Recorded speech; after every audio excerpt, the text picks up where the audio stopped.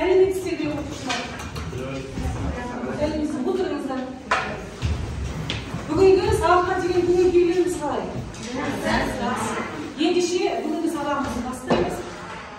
Бүгінгі сабақ жаңа сабақты бастамас бұрын біздер бүгін өткен тақырыппен үй тапсырмасымен орындайық. Үй тапсырмасы, яғни сұрақтарға жауап алайық. Так, өткен тақырыптар бойынша үй тапсырмасын.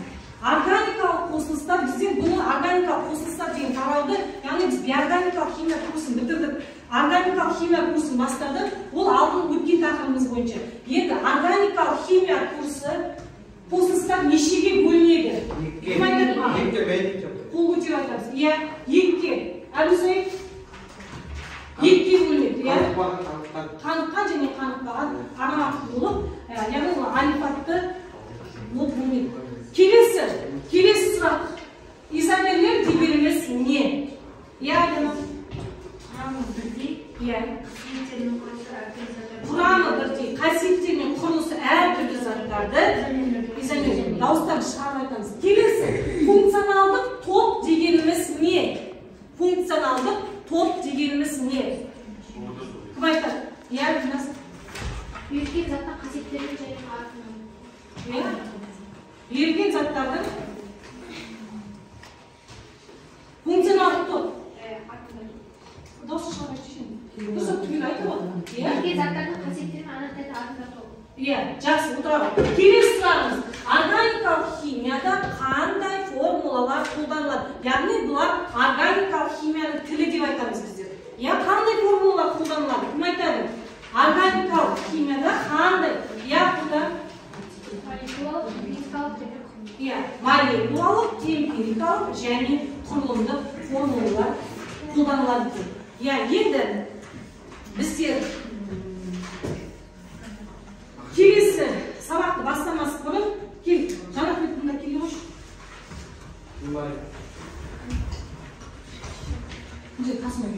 Бүгінгі біздің жаңа тақырыбымыз басталады. Бүгінгі өтетін жаңа тақырыбымыз алқандар, яғни қаныққан көмірсутектер, алқандар. Яғни біздер алқанға қарапайым мысал ретінде үй жағдайында, тұрмыста үй жағдайында қолданылатын мысалы кәдімгі майшам. Бағы свеч, үйде свет сөндіргенде қолданылатын майшам, иә? Сол майшамның жануы. Майшамның жануы көрсеткенде майшам жақ.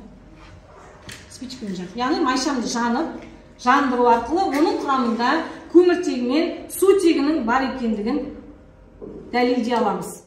Я міне қазір. Проверка.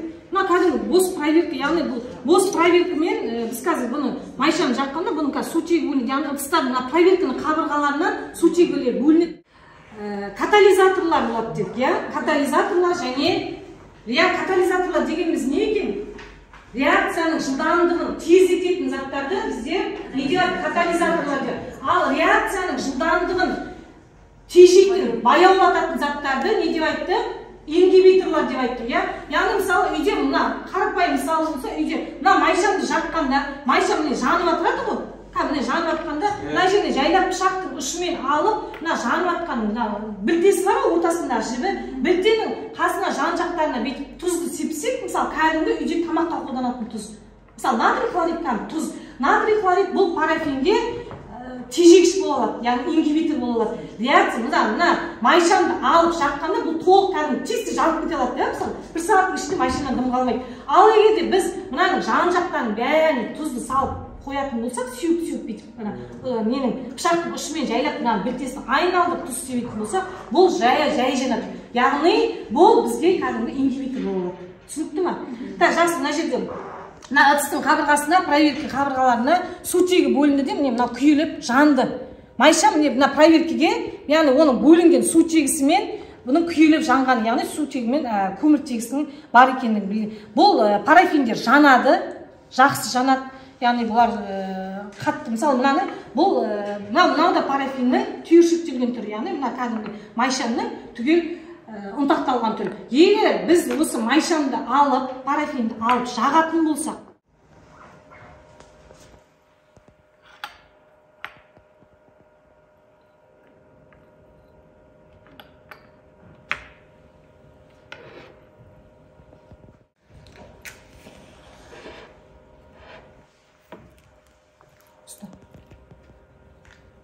Бұл я. Кәдімгі спиртовка лабораторияда қолданылады. Яғни міне қазір қараңыздар. Мына майшам қыздырғанда не істейді? Кәдімгі ұнтақталған парафин. Бұл ериді.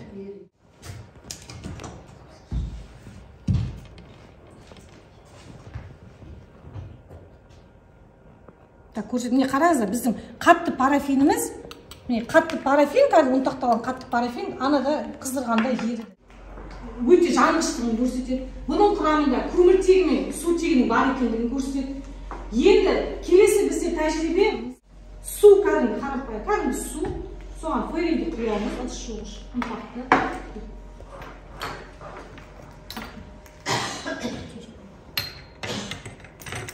Қайтып ыдыс жуғышты құямыз, сосын көпіртеміз.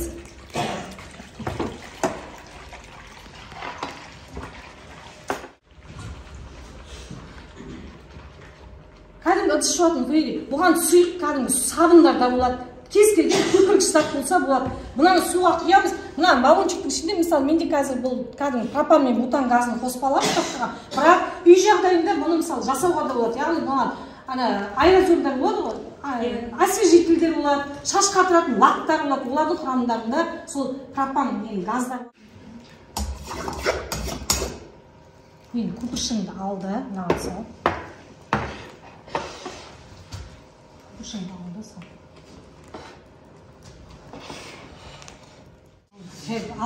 Яғни бұнда өте сақтық шараларын қолданып. Міне, көріңіздер ма? Бұнда да қазір жанды тағы салып жүр. Міне, қараңыздар.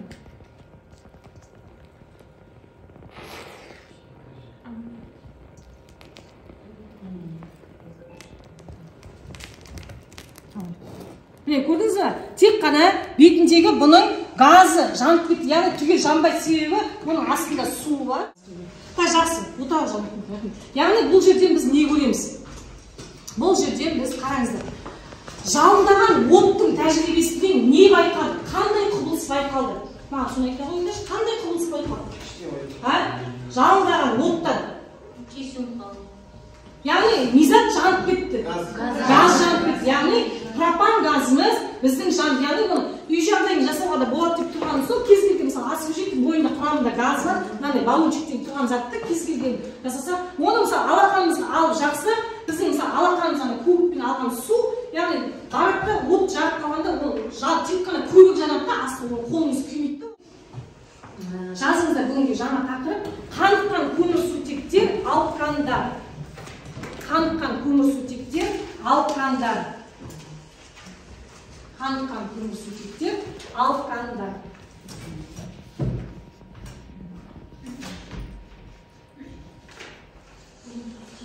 Алқандар. Жаздық па? Олардың номенклатурасы мен изомерленуі.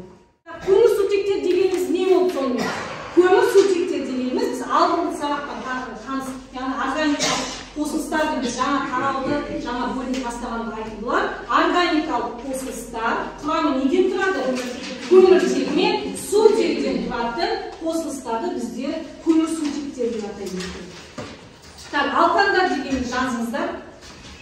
Алқандардың жалпы формуласы SN2N плюс 2 деген жалпы формуламен өрнектеледі. SN2N плюс 2. Жаздық па?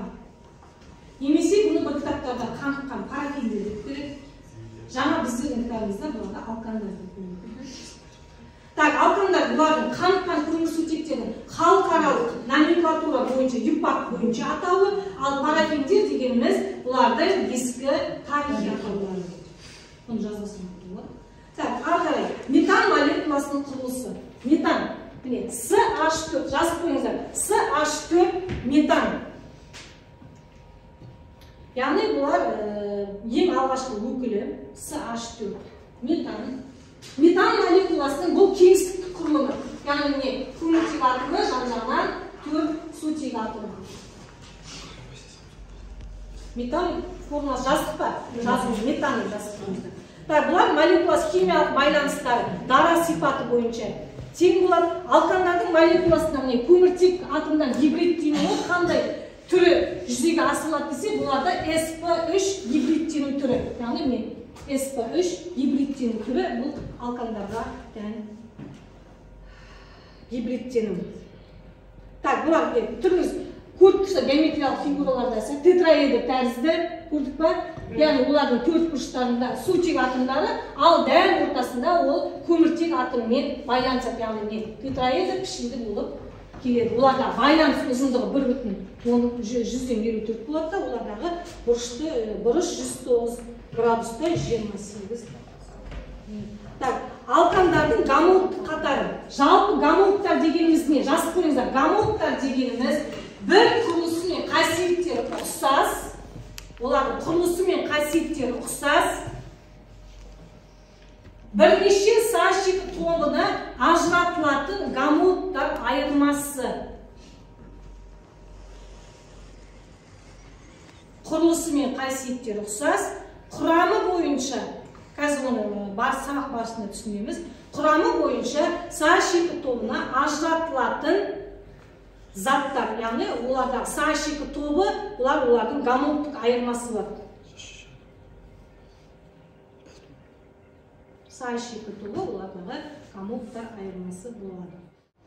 Міне, алкандардың гомологтық қатары. Яғни олардағы жалпы формуласы айттым жаңа CnH2 плюс 2 жалпы формуласымен өрнектеледі.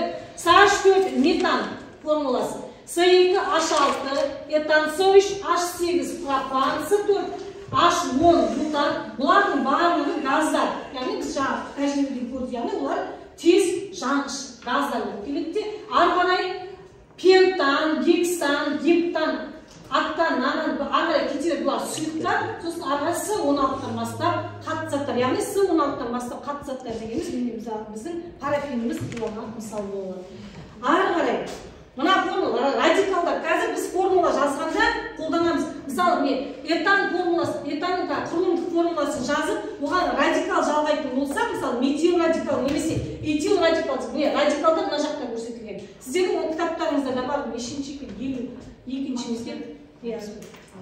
Так, метан гомологтар қандай кеңістік құрылыста бар? Яғни олардың кеңістік құрылыста молекула зигзаг тәрізді, этан мысалы пентанды алып қарайтын зигзаг тәрізді кеңістік құрылыста болады. Мұнда бұлардың барлық метан молекуласының параметрлері сақталады, яғни оларда байланыс ұзындығы, атомдар арасындағы бұрыштың өлшемдері және олардағы гибридтену типі. Тас көмір шахталарында жарылыстар болды. Естіңдіңіз бе ондай? Иә, қайда болды? Тас көмір жалпы көмір қайда өндіріледі? Міне осы жақында да болды. Жақында болды. Қарағандыда тас көмір шахталарындағы жарылыс. Бұл да метан газының шоғырлануынан. Яғни оның, мысалы, бір кітаптарда оны шалшық газы деп те береді. Мысалы, кейбір есептерде сөйтіп береді. Немесе кен газы деп береді. Кен газы деп атауы да содан қалған. Яғни тас көмір шахталарында олардың метанның жарылыстары болуы сол метан газының газ көпіршіктер түрінде тас көмір шахталарда жиналып, яғни көмір пласталарына бөлінген газы, яғни метан. Алкандардың химияға реакцияға түсу белсенділіктері төмен болады, жазыңдар ма? Бұл молекулаларда С мен С-ның байланыс арасында және С-H араларындағы байланыстардың әсерінен олардағы беріктігімен және өзінің аз полюстенетіндігімен түсіндіріледі. Бастық па? Так, бірінші реакция радикалды механизм бойынша жүреді, яғни галогенді реакциясы. Бұл реакция бұған ешқандай қыздырып менің керек емес. Бұл қарапайым, мысалы, метанға галоген хлорид атомы қосып. Бұл тек қана күн сәулесінің несіне қойсақ, мысалы, күннің сәулесі түсетін болса, азғантай жарық жерде күн сәулесі түсетін болса, бұл реакция жүре береді. Яғни бұл ары қарай әртүрлі этап-этаптармен ары қарай жүре береді. Бұл реакция тоқтамайды. Тек мысалы, хлор метан бөлініп тоқтап қалмайды, ары қарай дихлор бөлінеді, метан бөлінеді, тетра, трихлор метан бұл ары қарай реакция өз этап-этапымен. Яғни күн сәулесінің әсері болса да, бұл қатты күн түсетін жерлер болса да, реакция жүре береді. Жаздық па? Ары қарай. Келесі реакциямыз. Бұл орын басты. Екінші жазып қойған изомерлену реакциясы. Мына ненің формуласы? С5 болып тұрса. С5 болса.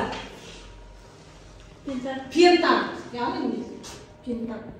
Температура мен катализатор қатысында жүргізсек, бұған міндетті түрде катализатор қосылып, катализатор қатысында жүргізсек, бұларда ары қарай реакция жүреді. Яғни жаздық па? Пентан.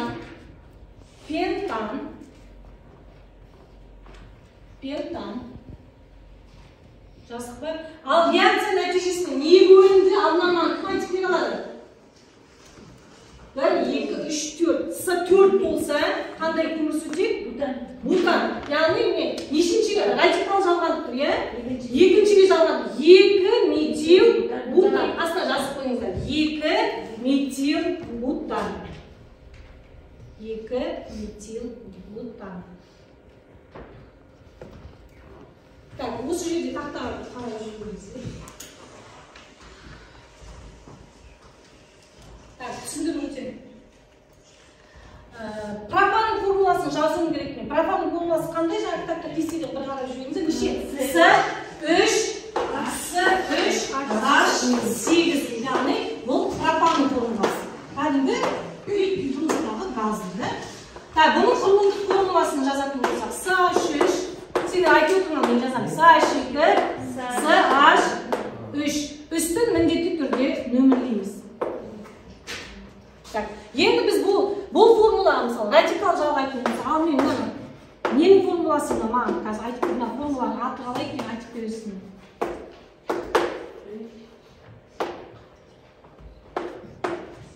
Бұл формуланың аты қалай? Тізбек пропан деп аталады. 2 метил. Яғни 2 метил неге біз оны 2 деп қойдық? Яғни екінші мүшесіне бұны С3 деген метил деген радикал жалғанды.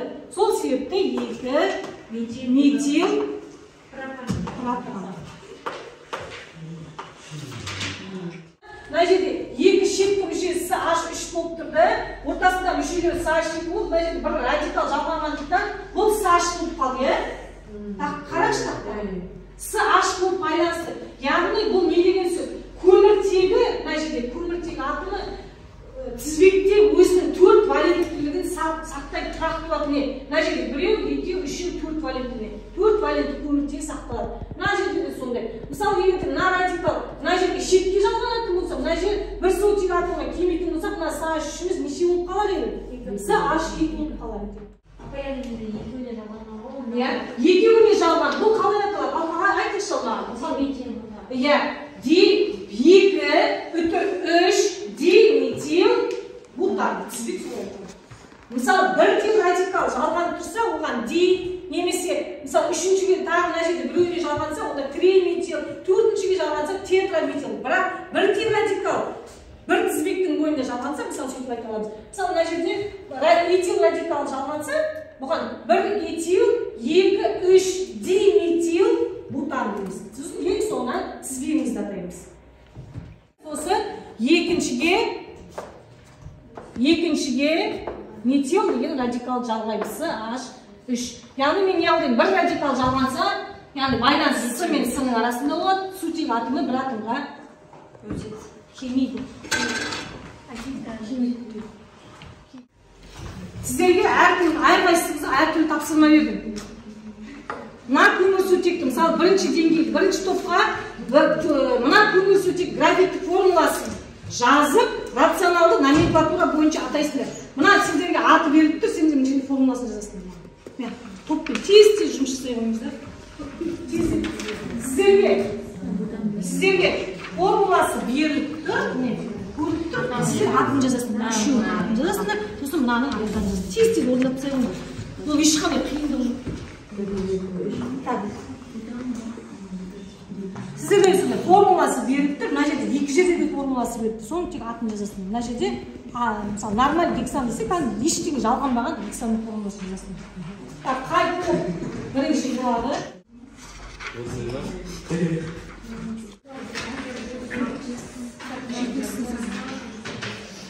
Үш болады. Мына үш болады. Мына енді номерлеш 2 академикасы 2 бірінші кісісіне жазасың.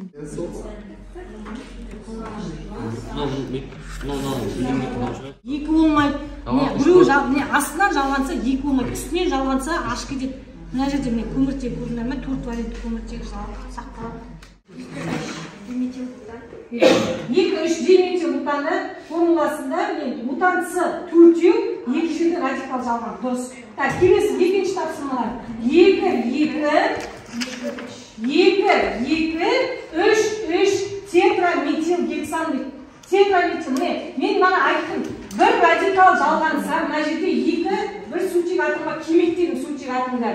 А мына жерде бір радикал жалған, үстінен тағы бір радикал жалғанды, мына жерде яғни көміртегінің өзімен байланысады. Мына жерде көміртегінің 4 валентті көміртегі тізбекте сақталады.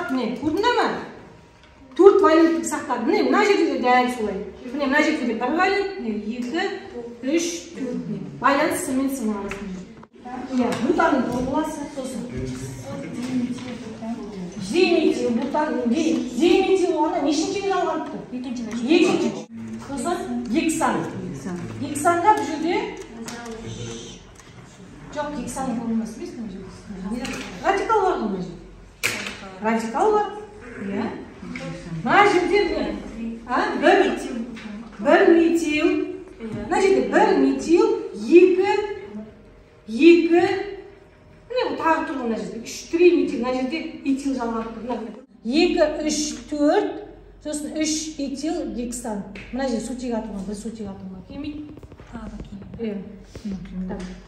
Сосын барып келесі 2,6 диметил, екіншімен 6-шыға диметил, сосын 3-пен 5-ке этил, 4-ке пропил. 4 пропил, С3, H, неше? 8. Пропил, С3, H7. Қайсы ма? Пропил де, радикал қайда? Пропил де, радикал да бар? Пента, 2 диметил, 2 болғанда мен жерде мынаған жалғап жүрген. 3, мынаған жалғамасы, H3.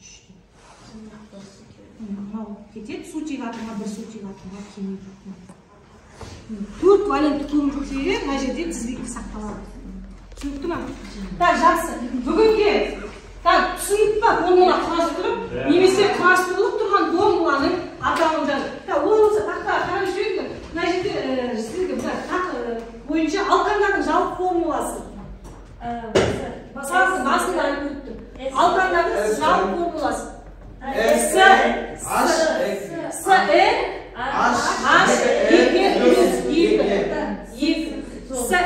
H2 плюс 2. Келесі, алқандардың галоктық қатарына жататын көмірсутек.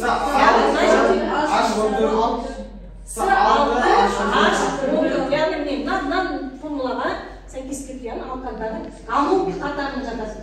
Ол гексанның формуласы. Молекуласында 14 атомы болатын алқан. Гексан. Мына жерде формуласын көрсетті. Мына жерде сутек атомы 14 болатын гексанның формуласы. Тақырып түсінікті мен. Незат ұқтыңдар? Бүгінгі сабақта не түйдіңдер? Бүгінгі өткен жаңа тақырыпта не түйдіңдер?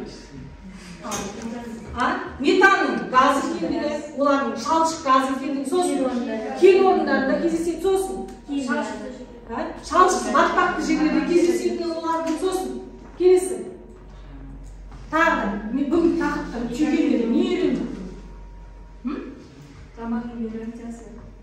Олардың химиялық реакциялары, сосын жанғышты, сосын тағы қайда кездеседі мысалы?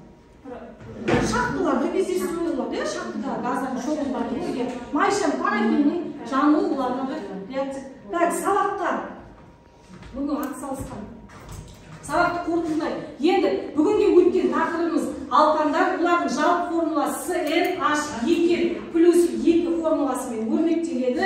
Оларды шалшық газы немесе кен газы деп те атайды. Олардың формулалары, метанның формуласы CH4. Ары қарай кете береді. Үйге тапсырма алыңыздар.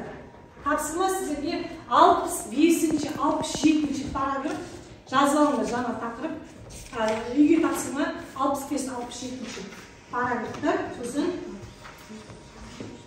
68-ші бетте 1-ші және 6-ші тапсырма дейді. 68-ші бетте 1-ші 6-ші тапсырма бар. Сіздерге 1-ші 6-ші тапсырманы аралығын орындайсыңдар. Дәл сондай жаңа местерге топпен жұмыс бердім, дәл сондай формулалар. Оларда 1-ші мысалы тапсырмада олардың формуласы беріп тұр. Сіздер атауын жазасыңдар, немесе атауын формуласын құрастырасыңдар. Жалпы формуласымен барын өрмектеп көрсетесіздер. Яғни 1-ші 6-ші тапсырмалар. Сабаққа, бұның сабаққа атсалысқан мындан тұрды. Ян. Так, келесі 1-ші топта. Учение. Жақсы меңгер. Так.